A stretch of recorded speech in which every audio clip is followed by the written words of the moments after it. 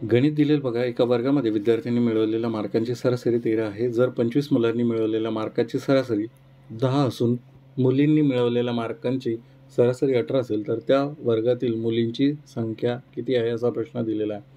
बघा, अशा प्रकारचं गणित तुम्ही 2 पद्धतीनं सोडू शकतो. एक म्हणजे ओल्ड मेथड सरासरीवाली जी आपण वापरतो ती, आणि दुसरी आहे मिक्सचर ॲलिगेशन पद्धत.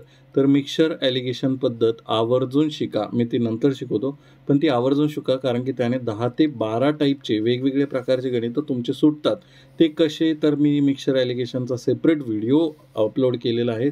त्यामध्ये अशा प्रकारचं सुद्धा गणित आहे आणि भरपूर, म्हणजे तुम्ही एवढा शॉक व्हाल की अशा प्रकारचे सुद्धा गणितं असे एवढ्या सोप्या पद्धतीने सोडवल्या जातात, हे तुम्हाला त्यामध्ये कळेल जर तुम्ही व्यवस्थित व्हिडिओ बघितला तर. ठीक आहे, पण तुम्हाला शिकायचं नसेल तर काही हरकत नाही. पहिले मी इक्वेशन मेथड म्हणजे सरासरीची समीकरण पद्धत सांगतो.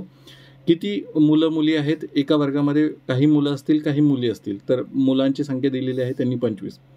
मी म्हटलं की मुलं माझ्याकडे किती आहे, एकूण 25 आहे. मुली किती आहे तर मला माहिती नाही, तर मी काय करतो, मुलींची संख्या मानतो x. ठीक आहे, मग पूर्ण विद्यार्थी किती होतील, तर तुम्ही म्हणाल की 25 + x एवढे माझ्याकडं टोटल विद्यार्थी होतील. ठीक आहे, 25 मुलं आणि मुली x, म्हणजे एकूण विद्यार्थी किती झाले, 25 + x. मग आता पूर्ण विद्यार्थ्याला, पूर्ण वर्गाला मिळालेला सरासरी किती आहे, तर तो आहे 13. म्हणजे त्या विद्यार्थ्यांचे सरासरी गुणिला एकूण विद्यार्थी संख्या, सरासरी गुणिला एकूण विद्यार्थी संख्या बरोबर काय असतं, त्यांचे एकूण मार्क. ते किती असणार आहे, तर ते एकूण मार्क 25 मुलांना मिळालेली सरासरी अधिक x मुलींना मिळालेली सरासरी या दोघांची बेरीज असणार आहे. मग आपण ह्याला जर सॉल्व केलं तर 13 गुणिला 25 अधिक 13x, इथे किती आहे, 25 गुणिला 10 अधिक किती आहे, 18x. ठीक आहे, आता हा 13x लहान आहे, तिकडे पाठवला, हा मायनसमध्ये जाईल, म्हणजे 18x वजा 13x होईल. ठीक आहे, आणि इथे हा 25 गुणिला 10 इकडे पाठवतो, 13 गुणिला 25 वजा 25 गुणिला 10. आता ह्याच्यामधून 25 जर कॉमन घेतला तर 13 वजा 10 येतील, म्हणजे ह्या साईडला येईल 25 गुणिला 13तनं 10 वजा केले तर 3 राहतात.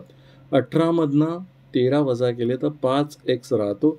तर x बरोबर किती येणार आहे, हा 5 इथे आहे गुणाकारात, तिकडे पाठवला, हा भागाकारात जातो, म्हणजे 5 5 25, 5 त्रिक किती होतील, 15, 5 त्रिक 15. मग एक्सची किंमत किती आली, तर एक्सची किंमत आली 15. ठीक आहे, ही एक पद्धत झाली. दुसरी पद्धत काय बघा, मिक्सचर ॲलिगेशन पद्धत सांगतो मी तुम्हाला दुसरी. तर दुसरी त्यापेक्षाही सोपी आहे. ठीक आहे, बघा, मी लिहिलं इकडं मुलं, ठीक आहे, इकडं मुली. आता मला माहिती नाही मुली किती आहे, पण मुलं किती आहेत, तर एकूण 25 मुलं आहे, मी लिहिले 25 मुलं आहे. मुली माहिती नाही, मी डब्बा खाली ठेवतो. ठीक आहे, डब्बा खाली ठेवला. आता त्याच्या खाली सरासरी लिहितो, मुलांच्या खाली मुलांची सरासरी. मुलांची सरासरी आहे 25 मुलांची सरासरी आहे 10, मुलींची सरासरी आहे 18. पण ज्यावेळेस दोघांचं कॉम्बिनेशन होतं, मुलं आणि मुली, म्हणजे पूर्ण क्लासचं ज्या वेळेस होतं, त्यावेळेस त्यांची सरासरी किती होते, तर ती होते 13. ती बरोबर मध्ये लिहायची ह्या दोघांच्या, आणि काय करायचं, तिरकस वजाबाकी करायची. तिरकस वजाबाकी म्हणजे काय, मोठ्या संख्येतून लहान संख्या वजा करायची. 18मधनं 13 वजा केले, किती राहिले, तर तुम्ही म्हणाल की इकडे 5 राहिले. 13मधनं 10 वजा केले, तिरकस वजाबाकी करायची, उत्तर इकडे लिहायचं. बघा, 13तनं 10 गेले, 3 राहिले. मग आता बघा, हे 25 मुलं आहेत, तर हे काय रिप्रेझेंट करत आहे, 5. किंवा तुम्ही असं लिहू शकता त्याला, बघा कसं लिहू शकता, 5 बरोबर 25. मग ही जी 5 किंमत आलेली आहे, तर 5 बरोबर 25 आहे. मग इथे 5ने कितीनं गुणू की 25 होतील, तर 5ने गुणू. मग 3 बरोबर किती होतील, तर 3ला पण मी 5ने गुणलं तर 15 येतील. मग मुली किती असणार आहे, 15. किती फास्ट आणि किती लवकर सॉल्व्ह झालेलं आहे गणित. फक्त कन्सेप्ट तुम्हाला माहिती पाहिजे. गणित तुम्हाला 30 सेकंदाच्या आत उडतील. काही MPSCचे बुडबुडे सर आहेत, तर ते नुसते शायनिंग मारायला जातात, आणि त्यांचे फॅन फॉलोअर म्हणण्यापेक्षा मार्केटिंग टीम एवढी जबरदस्त आहे की त्यांना ब्रँड करल्याशिवाय सोडणार नाहीत. ठीक आहे, असू दे, आपण आपली मेहनत करायची आणि मार्क्स घ्यायचे आणि कॉम्पिटिशनमध्ये टॉपला राहायचं. कोण चांगलं आणि कोण वाईट हे आपण बघण्याचा प्रयत्न करू नाही आणि ह्या फंद्यात पडू नये. मी जे चुका केल्यात त्याबद्दल मला माफी करा.